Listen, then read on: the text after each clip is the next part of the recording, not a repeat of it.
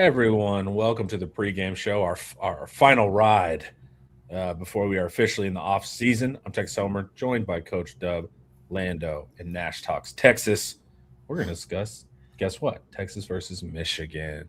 I'm very excited. Before we do that, head over to Inside Texas, 50% off during all this transfer portal mania. Ultimate fan bundle. You'll get Inside Texas plus on three plus rivals, everything you need to be a super fan. All right, we're going to talk keys to the game, all that stuff. But it's a bowl game, and it's weird. What's your initial thoughts here? What are you trying to achieve with this viewing experience? Sure, we would like a win, but I think, to me personally, just starting, I'm scouting. Like, I want to see what the young secondary looks like. I just don't want to see a bunch of busts and all of that. But this is more of someone put it well, this is kind of like the new spring game. Yeah. And you can kind of see what next year is going to look like. Coach Dub, you lead off. This is a chance for me to see the young guys. You hear so much about them. You know, a lot of guys, you talk about them in recruiting. When they get to Texas, what are they going to be? But this is your chance to kind of get a chance to look at that. Someone posted the depth chart. You see a lot of young guys in the starting lineup, right? You see your Lance Jackson, you see your Bo Barnes. It's like, this is what the future is going to look like. So you get a chance to see them. Even though it's an important game. Every game is important, but you get to see them in some live reps going against someone else other than, what you get in practice reports. And so I'm looking forward to seeing the young guys get out there and compete, make plays, see what they may have to work on, right? Because they're not going to be perfect, but can you read and diagnose keys, and can you make plays and attack downhill? Or are you thinking a lot, right? I just want to see the development where they had a chance to kind of progress over the last 5 to 6 months since being on campus. Yeah, I'm trying to get in before. I hope Lando doesn't steal mine, but I'm just. I want to see some continued confidence from Kobe Black. I mean, earlier in the year, we kind of like Kobe Black. We had a really good freshman year, gave us a lot of confidence. Then had the Florida game, and there were some moments where you're like that confidence seems like it's waned a little bit. But the A&M game, I mean, and other games than just A&M, but especially that moment versus A&M. I mean, man, really, that put a lot of confidence back in us with Kobe Black. So, if we're able to go with Littleton, Black, and Phillips, all giving us confidence, man, I'm really pumped up about the cornerback room in 2026. Definitely a lot to be excited about. And I'm actually, to your point on that, I actually was going to mention corner and just the secondary in general. But my pick, if I had to single one guy out, would have been Cade Phillips. But I'm glad you said Kobe Black as well.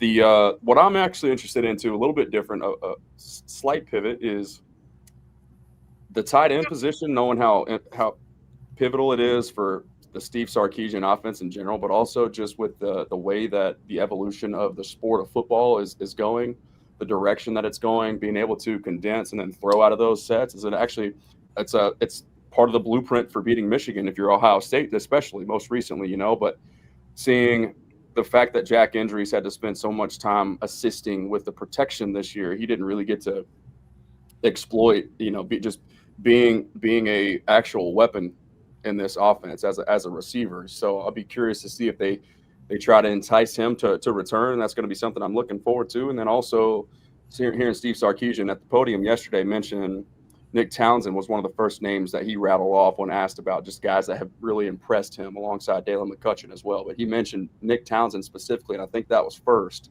So just understanding what he brings to the table with physicality at the point of attack in the running game, but then also knowing the athleticism that he possesses with his times in high school and stuff like that, having some of that long speed, right? So I'm just looking forward to his development and turning into, like, Nick Townsend's case is interesting because he's not so much the receiver that coaches are trying to teach how to play tight end. He's the tight end that coaches are looking for development in the passing game. So it's sort of the opposite of what has been the trend lately with the modern era of 7-on-7 ball and all this stuff. All these tight ends, they just want to catch the football. They don't want to do the dirty work. No block, no block. Nick Townsend's the opposite. So those two guys specifically for me, just understanding how important that, tight ends in general are in Steve Sarkisian's offense, but knowing what they had to go through to overcome the pass and the protection schemes and all that this year, man, it's just that's going to be a cool thing for me to key in on today. Yeah, that's the global side. Let's talk some keys to the matchup here. It's been a weird week, but I was able to do my normal scouts, watch the all 22, and then pull up all the stats. This is what we want to see. And so first things first, I want to see flashes from the young running backs without depending on them. So the offense hasn't struggled from a lot of loss. DeAndre Moore is the notable one. And then, I mean, functional loss here, I think is a better term. So we lose 3 running backs over the course of the season, 2 at the end. The running game was already bad. So it's not like we went from depending on it and then now what are we going to do? It's like I expect the run game to be bad. So the offense is still going to kind of function how it functions. But I do want to come out of this going, when I watched the All-22, to go, Clark knew where the hole was. Michael Terry looked exciting. What can we do with him next year? That kind of stuff is what I want to see, right? See flashes from the young running backs, but I'm not expecting, if we get it, great, but I'm not expecting performance out of them or to be able to run. I'm evaluating them for next year. So my first thing with the running back room is just I want to go, hey, remember when X player got that 30-yard run? That was pretty neat. That's all I'm really expecting right now. What do y'all think of the running back room? That'd be really nice having an explosive run. I mean, I didn't see many of those. What even is that? I'm not sure. Yeah, that's going to be my number one thing. I will say this, and I want to say it carefully, but also respectfully. Michael Terry is going to get some run today. I don't know how much, but I know he's going to get some run with the 3 guys, not including our snub, our All-American return man that should have been, or I guess first team All-SEC. Michael Terry to me is his role. I would of the other top 3 of James Simon and Christian Clark. He's got the safest projected future, if that makes sense. Right? Like let's just say the offensive staff's vision for him next year isn't necessarily dependent upon this matchup. And what I mean when I say that, the top 2 ball carriers today, Christian Clark on the depth chart, James Simon, everybody here would probably agree, right? They're going to be very aggressive in the portal, but specifically at the running back position, not just one guy being brought in, but most likely 2. So Michael Terry, for me, he's not auditioning. Correct. There you go. We might get a glimpse of what to expect from him and his unique skill set next year is what I'm getting at. Yeah, I agree. And it's a big thing you'll see too, and we'll talk about more of the personnel side, but Ohio State was going into 12 and just were attacking the flats with running backs. So that's actually a key to get easier yards. Normally it'd be like our running back, whoever's phone that is, can y'all silence the dings? Yeah, that's me. I'm on it. Thank you. Sorry. And at first I always think it's me. But those guys are athletic. Like Simon's athletic, Clark's athletic, Terry's athletic, Niblett's athletic. So even though we lose our top 2 backs, those guys weren't crazy athletes in the field. So I think that's going to be a really big factor for me to attack the flats. And I think the young guys can do that.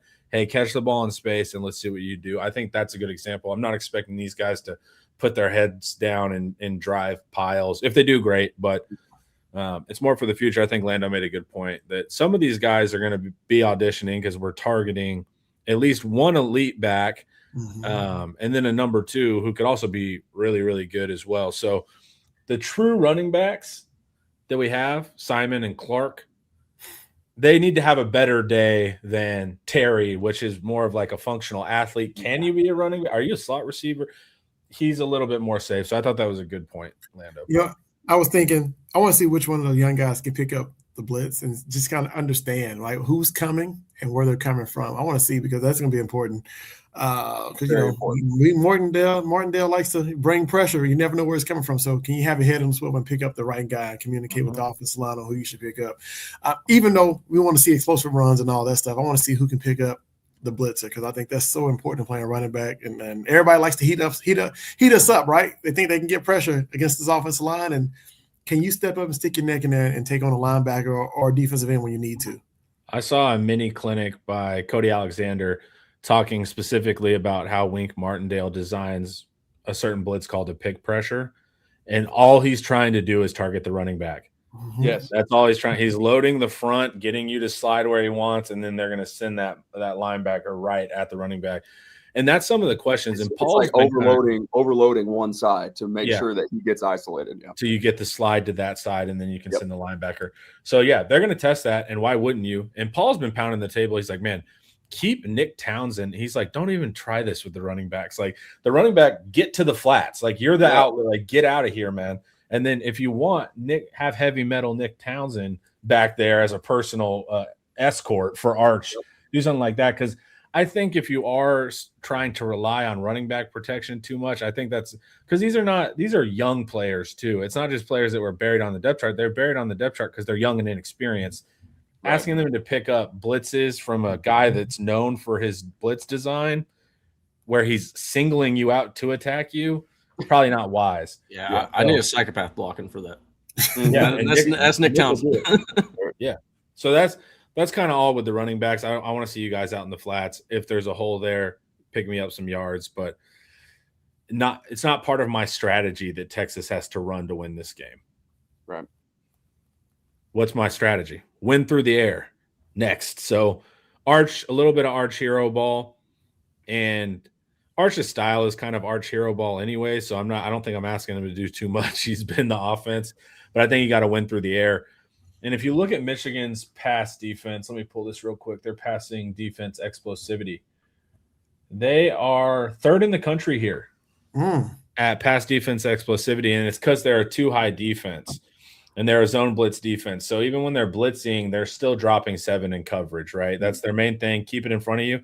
But why they get beat, their opponent pass success rate, consistency, they're 101st. People are nickel and diming them to death because they are so unaggressive in that regard and will let you nickel and dime them. But the flip side here, a little hard to follow, but Texas is 10th in the nation in passing explosivity. We like to throw explosives. That's frankly the only reason the offensive has survived. We're 96th in passing success rate. So we're not consistent, and we need explosives. They're super inconsistent, but they stop explosives. So are we going to spread it out and nickel and dime them? That's not what Sark wants to do. That's not what Arch wants to do. That's just not our offense. So we'll see what something has to give here. Or if Texas offense just doesn't work. That's possible, I guess. So, but that's the big thing is like we need these chunk plays, and Michigan's been really good at avoiding that. So you're going to have to win through the air, but it's not as so clear cut as they give up bombs all the time, and that's what we're good at. What do y'all think? Yeah. I want to see which one of our receivers can win the 50-50 ball consistently today. And bowl games are exciting because you see a lot of new things that you didn't see during the season. You're not afraid to try anything, just kind of go for it. Experimentation, right? Yes. Yeah, and so I want to see if we do throw the deep ball or just trying our DBs, who can win one-on-one when it's there, who can win the 50-50 ball, and battle down the field, not get pushed away by the DB. Like, work through the hand fighting. Fight for the ball. I want to see who can go do it outside of maybe Mosley, right? I want to see if the other guys can do it. I think that's important in their growth and development. But, yeah, man, let's take some deep shots. Like, this game, I don't care about style and the tendencies. Man, just go have some fun. Like, call some stuff you haven't called all season. Yeah. I'm not saying go rogue and go mad and go all streaks every play. But, I want to see us take some deep shots and just try things we haven't done all season. And then because you're testing out your players to see what they can do best, or maybe going into next year, okay, I can trust him now. I see them do it in a live game, so maybe I can, tinker with my playbook going into next year. So I just want to see what we do. I'll be honest. If we go out there and we see Ryan Wingo just like 50-50 balls, great hands, I'm gonna be like, man, I love that for 2026, but where was that for 2025? For sure. Well, and Wingo's in a unique spot, right? Because Wingo's not guaranteed to come back right now. Nope. And so for whatever negotiations are occurring, so what you want to see there is Wingo have a great game. Like, help your negotiation, whatever it is, ball out this game. Make Texas see what you can do. That's going to be an important part. We know you can do the screen side, but can you be consistent downfield? Will be a big factor. You got the athleticism, just you got the skill for it. So Wingo needs to have a good game. Anytime you're in a negotiation, you want leverage, right? Well, add to your leverage, Wingo, by balling out in ways that the detractors say that you have weaknesses in. So, and then you have Livingston and Mosley are the Z right now with or. So seeing those guys mix, I wish there was a way. I wish they created a personnel called 10 where you could see receivers on the field, all of them. But Sark doesn't believe that exists. So those guys are going to have to split reps, which is a bummer. I want to see more Mosley. I love Livingston already. I want to see more Mosley. But that'll be kind of the key there. And those guys are going to have to play well. Like you're going to likely have to win through the air. So wide receivers need to do their thing and make Arch look good. 11 personnel versus 12 personnel. What do I mean by that? So we like 11 personnel as fans. We were screaming, get out of 12 personnel all year.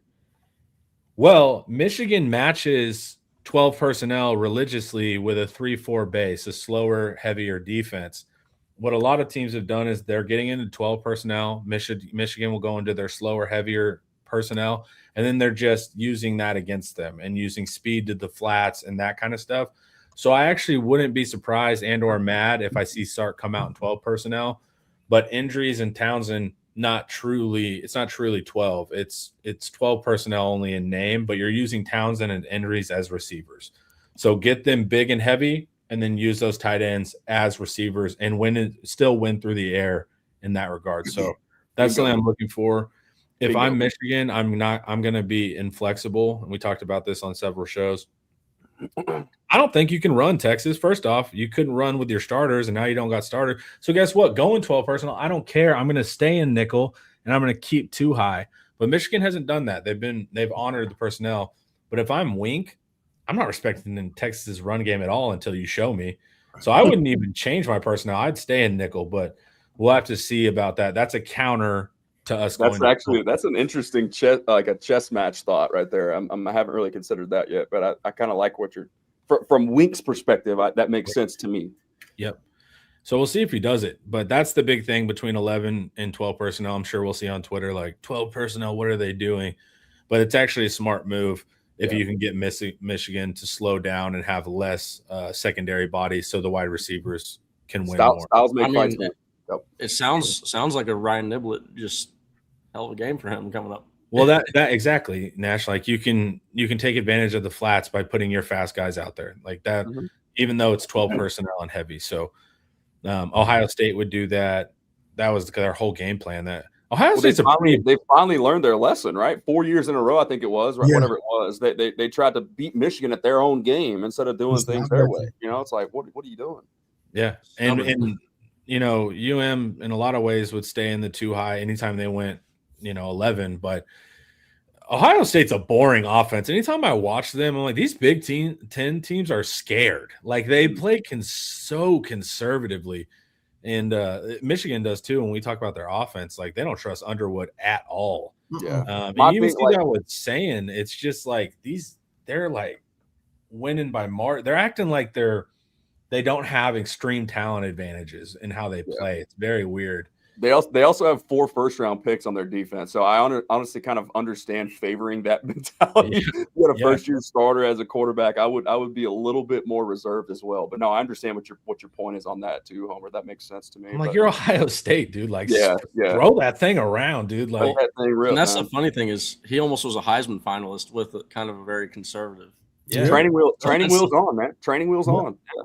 Yeah. If I was Jeremiah Smith, I'd be like, get me out of here because Hartline's gone. Like let me go because it's like they're not able to maximize him to what he could be this year too because they were just so conservative. But you'll see the same with Michigan. And then I just want the O-line to function well. I'm not expecting these guys to become road graders. I know what Flood's run blocking has looked like for 5 years. He's beaten me down. I don't expect that to suddenly work. Just don't get Arch sacked 7 times. Like let Arch hang out and do his thing. And Paul and Ian pointed out, if you let one guy free, Arch will beat him. So you're allowed to have one guy almost hit Arch every play. I'm fine with that. Just don't let it be 2. Just don't embarrass us with offensive line play, and I'll feel fine. And by the way, that's still a rare superpower. Like having the pocket navigation, the ability to keep your eyes downfield and deliver accurately amidst pressure. Diagnosing it is one thing, but evading the pressure and extending the play is another. And Arch is a master of that. But most quarterbacks are incapable of handling one guy. He does it well, but so asking him to beat 2 is a near impossible task. Yeah, I don't think most quarterbacks are built like Arch though. Yeah, no. I mean, you can shrug on 300-pound lineman like, okay, I see you, but move out the way. Like, I gotta make as a Quinn Ewers truther. Quinn would have been murdered behind this offensive line. Yeah. It wouldn't have been week 3. Quinn would have been in the hospital at St. David's. Yeah, and that Florida game, like Quinn would have been dead. Nope. But those are my keys, man. Like I said, normally my keys are like exploit their linebacker, but that's not what a bowl game is to me now. I just want to feel good of like, okay, yeah. 9 more months of development from this player is going to bode well. And, and now if Texas gets beat by 30, I'm going to have very different feelings. But it's more about seeing the future, just competency, man. And I think if you can do that. Now, on the flip side, the Michigan defense, we thought there were going to be a billion opt-outs. There really aren't. They just lost their right and left outside linebacker in their base, so Barham and Derek Moore. And they're good pass rushers, like no question. And so a lot of people are like, well, they're not going to have a pass rush. That's not necessarily true. Martindale's known. Wayne can manufacture it. Yeah, he can create it. And it's a schematic win. He's from the Ravens tree. That's their whole thing, right? And so even though they don't have their edge rushers, it doesn't matter. They can set the front how they want to once again get that linebacker on that running back. So I wouldn't say that you're like free from risk of pass rush here because of the design element. That's the biggest factor. Agreed. Anything else that you guys think I missed here for Michigan defense, Texas offense?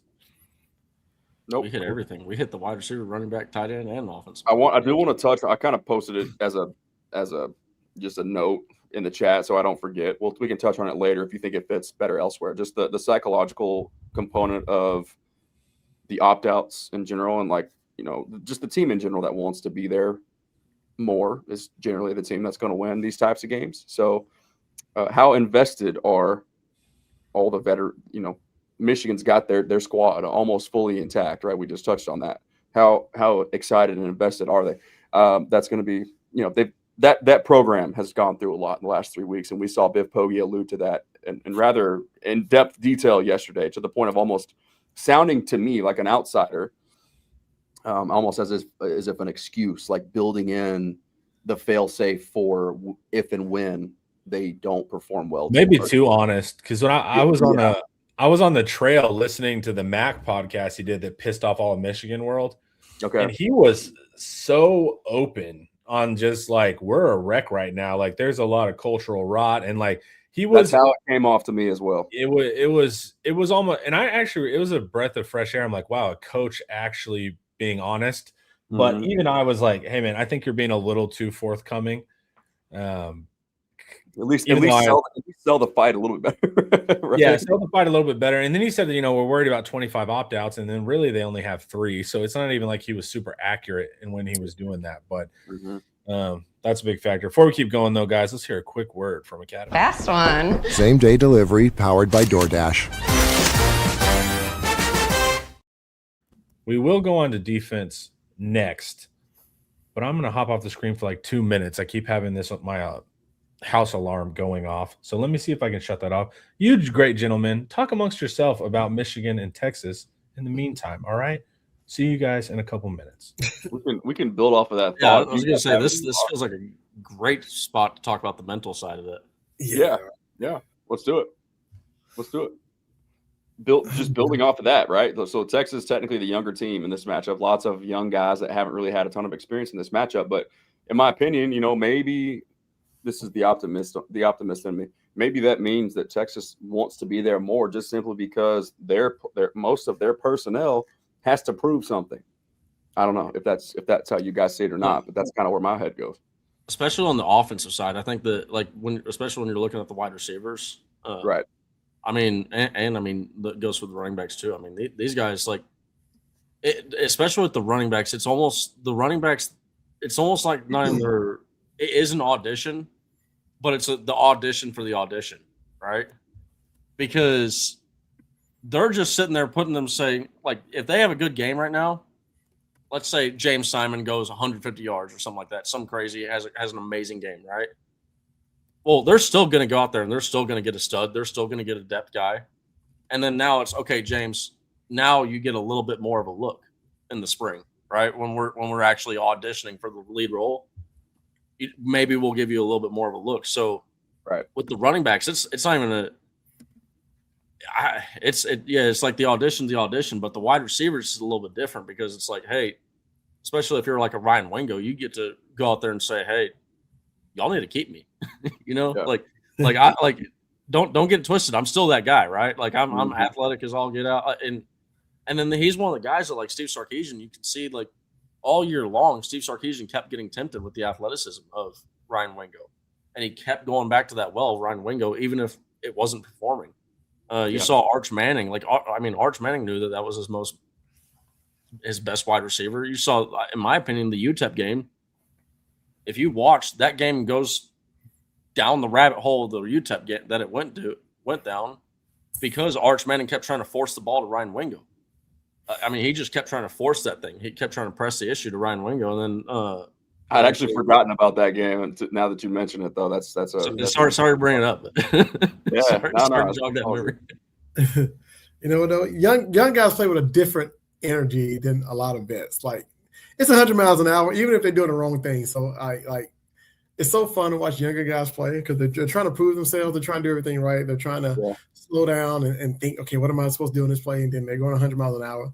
You may see some penalties. You may, see a few busted routes, but like I want to see like them grow through the game. And like you said, this is audition to the audition. Like as fans, every time we watch a bowl game, we always crown him play. If he has a good game, we always crown him. So, next year he's going to be the guy. Like coaches feel that way too. Like this is a bit of like spring. Like if you can go ahead and get in the coach's eyes, like you can play. Mm-hmm. Like it's going to move you up the depth chart, right? It's going to be a lot of reworking of boards. Maybe we don't have to go to the portal and grab this guy. Maybe this guy can play, right? And so I think it's good for these young guys to go prove themselves. Like, look, I can play. You don't have to go to the portal and replace me or add anymore. I am the guy. I want to see that. And somebody like Wingo, if he goes and proves it, you got two folds. Now, do I have to go out to the number one receiver and pay him a ton of money to come in here? Or is Wingo going to now and say, hey, I need more because I balled out and I am that guy? So you got this game can do a lot for a lot of people. A lot of people have something to prove. Even those who are not going to be at Texas next year, it's your chance to put something on film. It's like a final preseason game, right? You're going in the waivers, so you better put something good on film because you're auditioning for a ton of teams today. Well, and to that point, it's like in the case of like Dalen McCutcheon, right? Dalen McCutcheon gets on the field versus Ohio State. Obviously, when you're seeing that as a freshman, like in that big of a game one, that's noteworthy, and you're obviously pretty high up on the depth chart.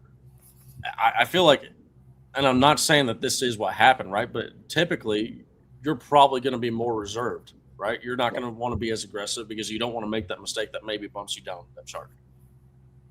There's no games after this, right? You just go out there and ball out and put yourself in the best position for next year. Let them Leave hang. it all out there on the field. Let them hang.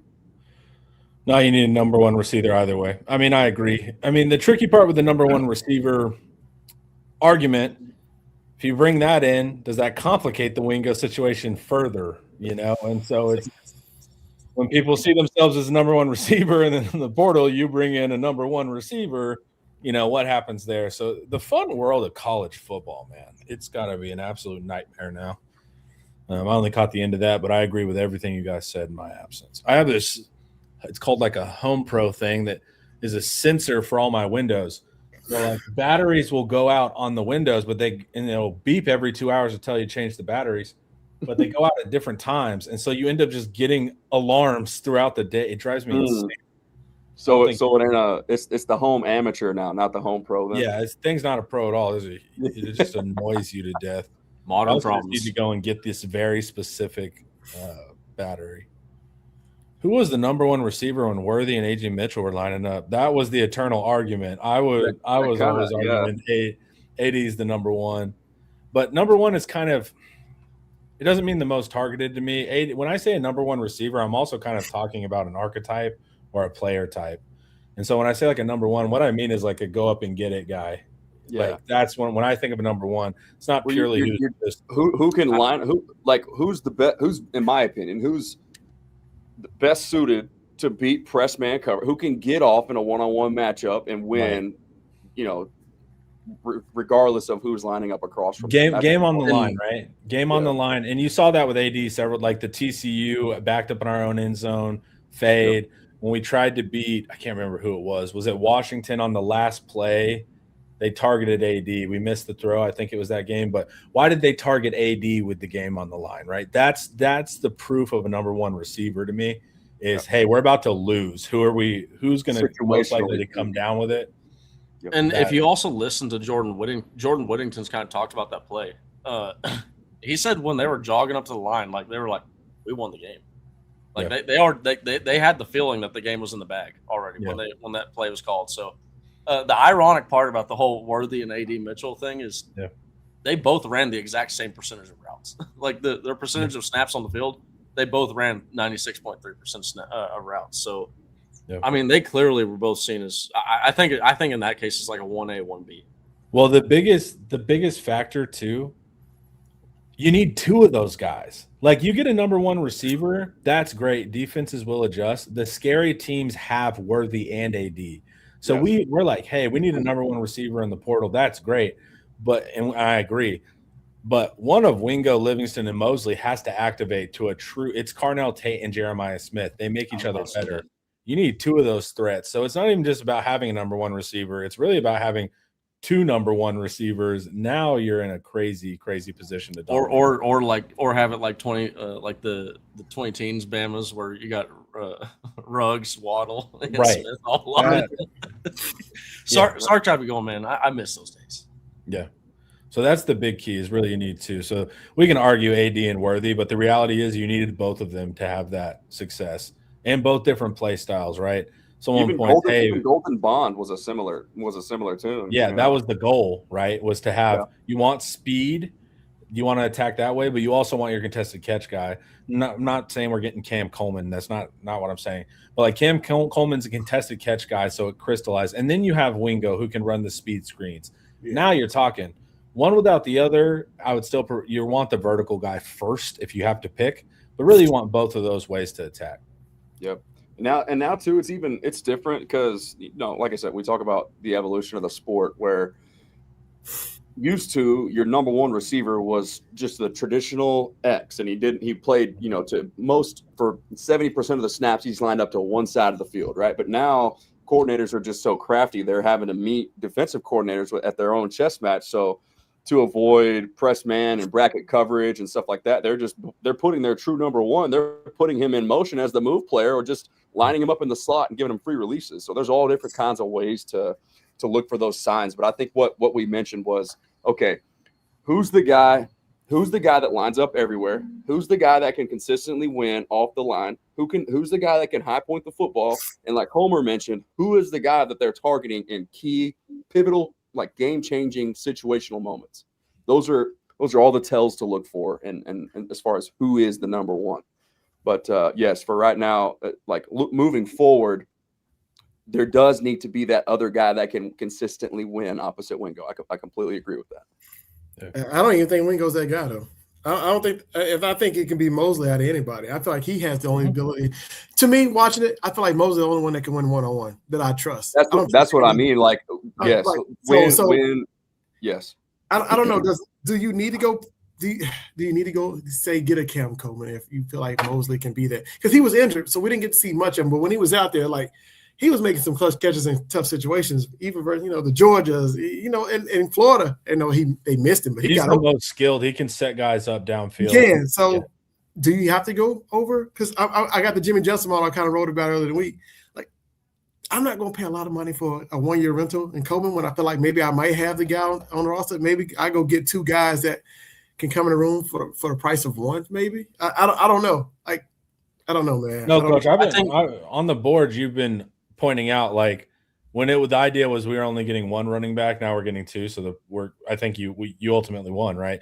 But it's like, do you want two solid running backs for the price of one? Like, you're really thinking like modern GM, and I agree with you. Fans are going to want the sexiest number one, but it's like, hey man, if I can get two for the price of one, and there's not a significant effect difference, right, you have to start thinking like that. You want to start moneyballing it a little bit more. With Wingo, I don't think Wingo's ever going to turn into the true number one. He lacks a lot of skill.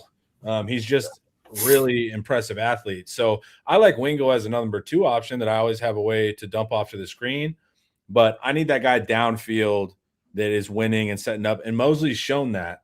But we're still in the maybe range with that, and we have only Arch for one more year. I don't want any maybes because we had a lot of maybes last year, and we got told that those maybes were more sure things than they were. I don't trust maybes this year. Like, I need to see real names there. And look, Texas is going to be aggressive with a wide receiver, so that's them kind of admitting it. I don't think Wingo will be your number one. I think he has a long way to go before he has that level of skill. So number one, Wingo. And then on that point, then I feel really good. You got a true number one, Wingo for the screens, Livingston making like nice sideline catches, and then Mosley getting some skilled routes. I feel totally different about the room. You add that number one. But I think questions next year if we did. I think also next year we're going to see a little bit like higher level of Mosley, just also based off of his football IQ. When he's on the field, he's one of the smartest. He's one of the smartest dudes on the field. And he's a younger player too. He was very skilled for being a young receiver. Young but polished football player. Yes, that his arrow is still up. Yeah. So, but yeah, give me that number one. It doesn't have to be Cam Coleman, but it's got to be somebody that can win contested. If you're covered, you're not covered guy. Or not even the contested catches. If you look back to the Mississippi State catch, it was a massive touchdown catch for Emmett Mosley, where he's able to track the ball and contort his body, manipulate it. Like that's the skill part that you're talking about, where a dude being able to judge a ball in the air. Like, I mean, Lando knows there's some dudes that are athletic as all get out, but they can't play outfield. Why? Because they can't judge the ball in the air. They can't track the ball while they're running. There's just certain skills that you have to have, and for him to also add on top of that, be able to, contort his body and, get his body to where he can manipulate it to where he can make the catch. I mean, those are these little things that you want to get from a wide receiver. Yeah. And route running. I mean, it's all about route running. And like Mosley does that really well. There's a lot of all 22 where he's downfield, he head fakes, gets that DB to turn around, and then he bites back. Wingo would drive me nuts because Wingo understands the steps. Wingo has been told head fake and then turn back. He doesn't understand how that relates to the DB. So he will head fake, the DB will do nothing, and he'll turn back. He doesn't get it. He doesn't get that it's not the steps. It's the steps in relation to making the DB react. Mosley, who's a much slower player that's skilled, does that perfectly. He gets the guy to step, then he does it. Wingo's still kind of going through the motions, like trying to figure out what that actually looks like in execution. It's like you did take the right steps, but you're not understanding why we teach you those steps. Right. And so that's what we need to learn about a Wingo. For right now, give him the ball and let him run. All right. That's interesting right there from Derek. He said the line dropped 4 points. So I guess it's down to 5.5 if that's what he's saying. It dropped down to 4.5 earlier. Wow. So it's probably bounced back up a little bit. I haven't paid attention to it because to me it's a flip game. I mean, it's a bowl game. I don't know. Michigan doesn't have that many opt-outs. Like, I thought Texas was too high anyways, just because we have a lot of questions on the defense this week. So let's talk about defense. All right. What we want to see here, talented youth. It's just scouting guys. I want to see what Roberson looks like, Phillips looks like, all of that stuff. Justice Terry, I see you guys mentioned him in the chat. If something happened with Justice, I haven't been on Twitter, so I don't know if something happened with Justice or if we're reporting it or not. But Justice would be a player that I would want to see. So that's going to be a big factor. I want to see the linebackers. What do they look like? Because we're definitely going to need to portal some in. But I want to see Bo Barnes, right? I want to see Anthony Smith in a more starting role. So it's me. I'm just evaluating. I'm an NFL exec. I don't really care who won the game. I just want to watch the reps. So big thing for me is just to see the future of the position. We've harped on this a lot, so I don't think we really have to go back through it. Unless you guys have a thought. But the real key here to me is gap discipline. So Michigan will go in what they call their ogre set. So they'll go in 12 or 13 personnel. They'll create a bunch of gaps. They'll create E-gaps if you let them. And they're going to spread out the defense. And with such a thin linebacker room, hey, man, you miss your gap, they can easily get an explosive and make a big play. So I just want to see guys be sound and not them running up and down the field. Yeah. I definitely want to see. I want to see some young guys make plays. I think with the youth, sometimes they may get out of that gap because they just don't read it right. But I want to see them kind of correct it. Maybe, if you get beat once, don't let it happen twice, right? I want to see if they're able to put stuff in the rearview mirror and make a play the next play, or make big plays throughout the game. So I think it goes a long way of what kind of depth you may have. It goes a long way of roster management, building. So I want to see these young guys just kind of just fly to the football and give 100% effort. Like, we can correct mistakes, but if you're out there playing slow and things like that, that's something you can't correct. So I just want to see the young guys fly around. If you're playing a ton of man coverage, Cade Phillips, Grayson Lewis, whatever, like, I want to see you lock it down. I want to see what they do. I want to see what Jonah Williams looks like, in center field. Like, I want to see a ton of things from these young guys and see what they actually look like with live bullets flying. So it's gonna be fun. Yeah. Yeah, it's mostly just soundness. I think you're right, Coach. I think you looked at it the right way. It's like, look, they are going to make mistakes. Like, that's just kind of the natural way of things. But do they make the same mistake multiple times, or is it a mistake fest and we lost simply because we weren't prepared? Right. That's kind of my big thing. If Michigan makes some good plays, all that stuff. But the first thing I'm doing when I look at this Texas defense is going, you guys don't have linebackers right now. So you have 2 scholarship linebackers, and we like to run. We're going to go heavy set. You're going to have to defend every single gap, and we'll see how that works. So that's going to be a big factor. And that matches the physicality on defensive line and linebacker when they do go heavy. What sticks out to me about the Michigan run game, their yards before contact, before their running backs, meaning what work the offensive line is doing, they're 6th in the country. Their yards after contact is 39th. So really, the running backs are good for Michigan. Don't get me wrong. They're put in an incredible situation. They're able to get full heads of steam. They're not getting contacted in the backfield. So that's a shout out to their offensive line, who's actually pretty young. And so they just do a really good job with that. Handle that physicality. There will be a lot of wrinkles where they'll send a guy in motion. I would normally call that eye candy, but it's not. That guy in motion will actually serve a purpose in the blocking scheme. But they do play with your eyes. And then they do a lot of pull stuff, and they look good, man. When that Michigan offensive line gets on the move, they look big and athletic. Match that physicality. Don't get ran over is basically what I'm saying here, even though we do have younger guys and some younger guys that aren't as physically developed or as big as they would be in year 4. So just show me you guys got heart and don't get bullied, I guess. What do y'all think?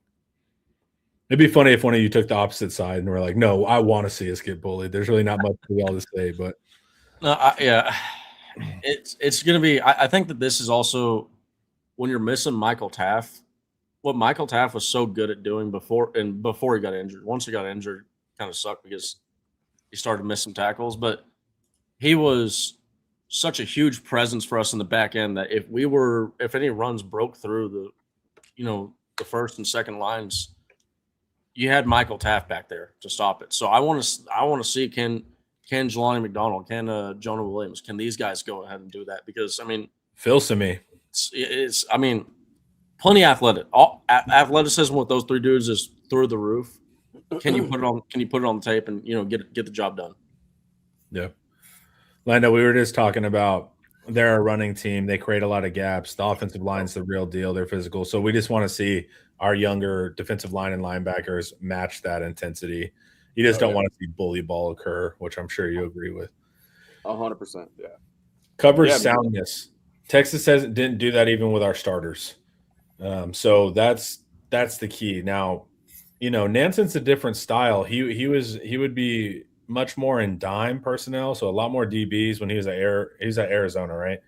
Mm-hmm. Whenever they were at Arizona, and he was more aggressive. PK didn't have that philosophy. Well, now Nansen has control for a game. So are we going to see more simplistic coverages because these are young guys, or are they going to do a lot of blitzing and leave guys in man, which I'm kind of okay with. I think we have pretty athletic young secondary.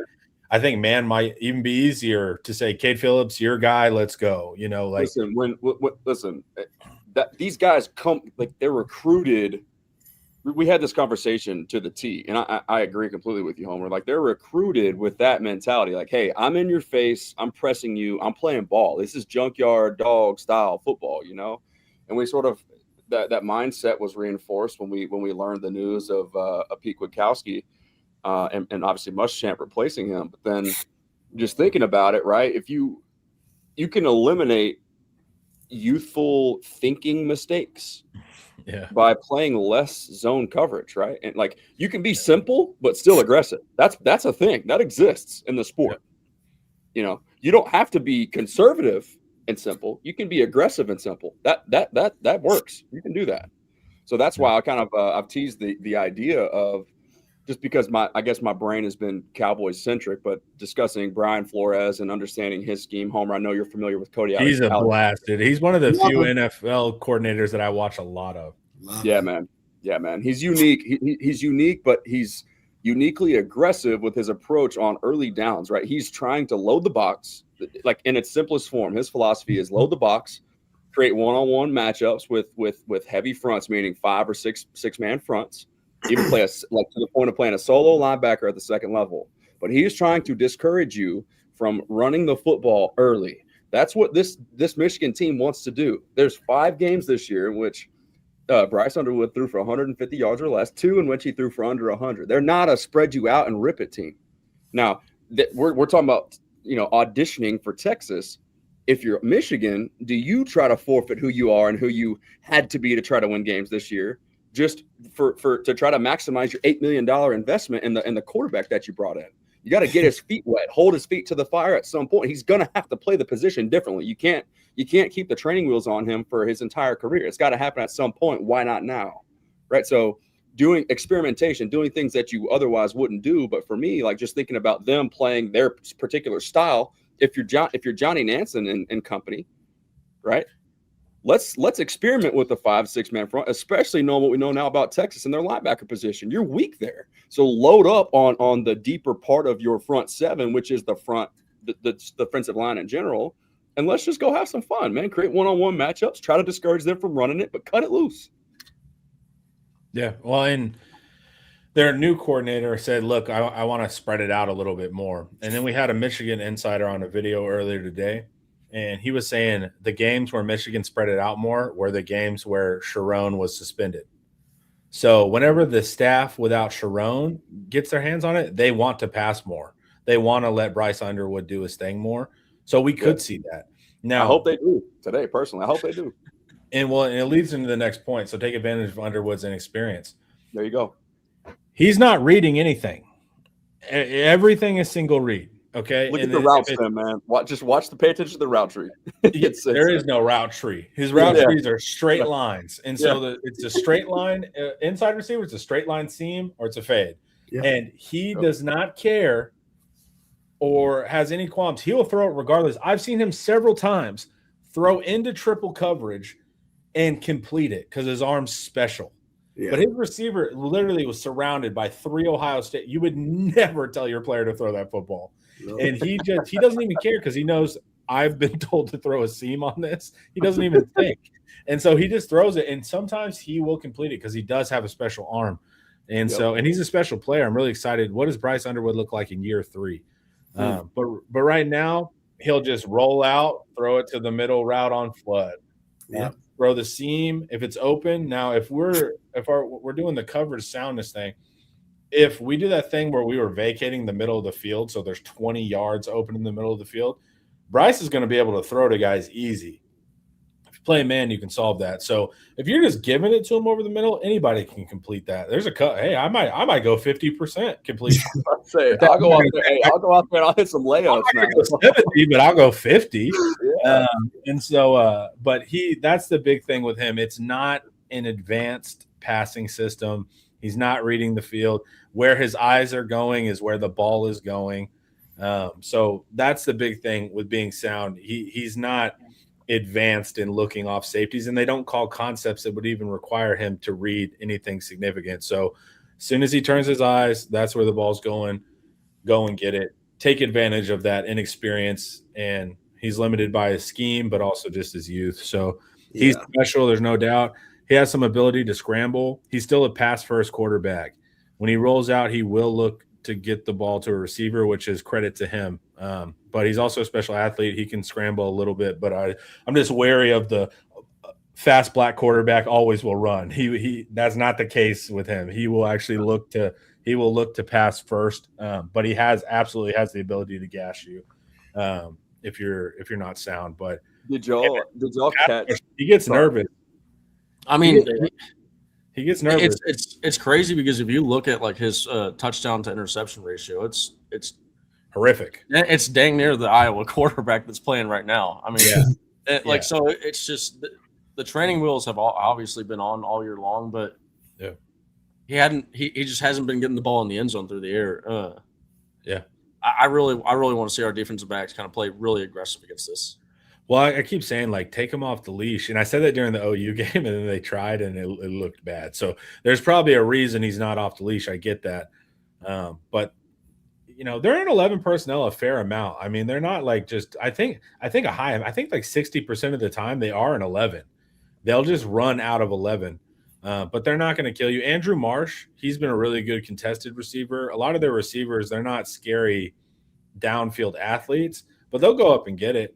And Bryce Underwood can put it in nice spots, but blitz him, pass rush him. He can get overwhelmed in that situation. So, hey, the guy on the graphic, employ the guy on the graphic, see what we can do there, rattle him a little bit.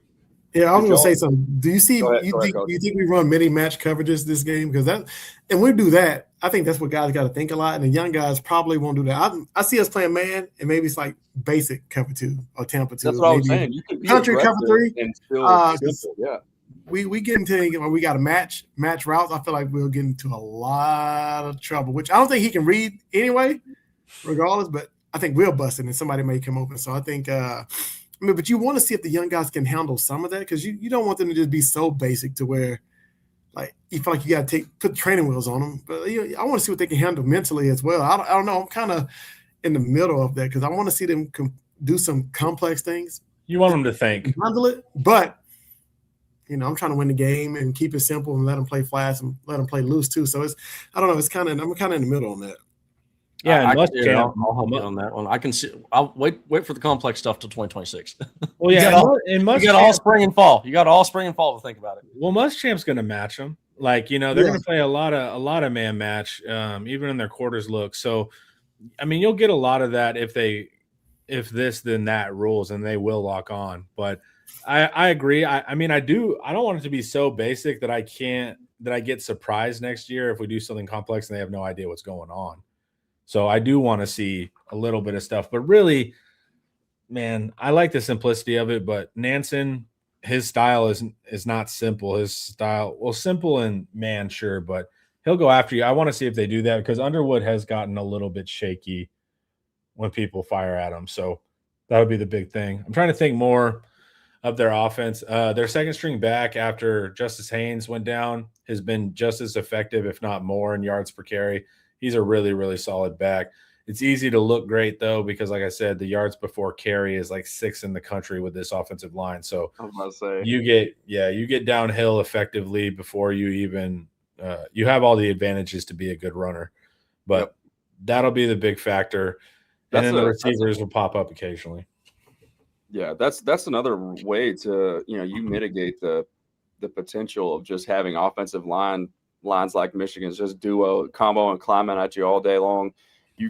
That's part of that's the benefit of adding extra bodies to the line of scrimmage. They no longer can double team and then climb to the second level as easily. You get more one-on-one matchups that way. But I just real quick wanted to mention, I thought it was interesting. I got a kick out of the question that Sark and Biff were asked yesterday at the podium. They were kind of asked to make a comment on each respective team's on the other team's quarterback. So, Biff goes and he's just like incredibly complimentary and accurate in his evaluation of Arch, right? Just kind of just giving him his flowers and his praise for not just his ability and his talent level, but for the things that he had to overcome and in real time, us watching him slowly progress week over week. And it was just cool to hear a different perspective on that. Somebody that has no ties to Texas, right? So that was cool. But then you hear Sark, and since we're on the topic of taking advantage of Bryce Underwood, Sark gets up there, and he wasn't disrespectful at all, but he was sort of it's one of my favorite things about Sark. He's always so buttoned up, so candid, but in a very respectful way. Like he'll tell you things sort of by, it's like over the river through the woods to grandmother's house, and then he'll kind of deliver the message, right? It's not just like so bluntly in your face, but he's just sort of telling you from a football evaluation standpoint, he's like, you know what, this position at this level is really, really hard. And then so he sort of he compared Bryce to Arch and said, look, thank you, Biff, for what you said about Arch, but Arch is in year 3, right? And so he was almost backhanded complimenting Bryce Underwood. He was like, this guy is only still a true freshman. He's in year 1. So he was sort of alluding to everything that we just mentioned, but he did it in his own brilliant, Sark, respectful coaching way. You know, it's just, he's a treasure, man. I don't ever want to take that for granted. Just his well-spoken nature is something that shouldn't be overlooked, I think. Except for when he starts talking about toilets. Yeah. It's got a couple of weird ones. I like that one, but I know that would kind of. As soon as he said it, I was like, that's going to be all over Barstool. Like, you can just tell, like, who's going to pick it up by the time he says it.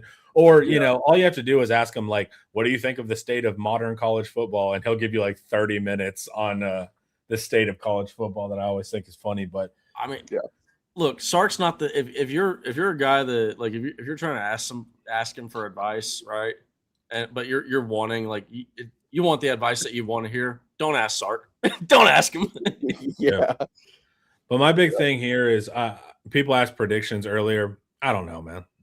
I thought the 7.5 for Texas was too high with just how many opt-outs that we had, and Michigan didn't have enough. But like I said, it sounds cop-outy, but it's like I'm more evaluating individual talents in this game. Now, if you get beat up by 30, I'm going to feel very differently on the post game. But really, I just want to see confidence. It's a weird situation. Just don't get cooked. That's my biggest thing. If Texas wins by a lot, I'm surprised. If Michigan wins by a lot, I'd be surprised. But Michigan wins by a little, I would not be surprised. So I just want to know what the future looks like, and I want to. But I want that 10th win, man. It just sounds better. It sounds great, doesn't it? Look, tweeting about 10 wins sounds a lot better than tweeting about 9 wins. Okay, right. Good note there too, real quick from Pablo. Justin just reported that it's the flu for Justice Terry, which is not surprising considering anybody who lives in Texas right now understands how rampant that's been. So that actually does check out. That makes sense. Look, in Hawaii, that was going. Well, that's a bummer, man. That was one of the players that I was like really wanted to evaluate. So that does suck, but all right, it is what it is. But another variable and why it's hard to pick the wins and losses here. But all right, the game's going to start, so we got to actually go do that part of our job. Let's dip out of here, man. Let's get out of here. Everyone, thank you guys so much. I want you to head over to Inside Texas. You can stay locked in. The portal's going to be crazy. What do we have? 2 days, 3 days until it starts? It's going to be nuts. 50% off. Ultimate Fan Bundle. Come join the best Texas news website. Everyone have a great one, and I will see you in the post game, joined by my other friends.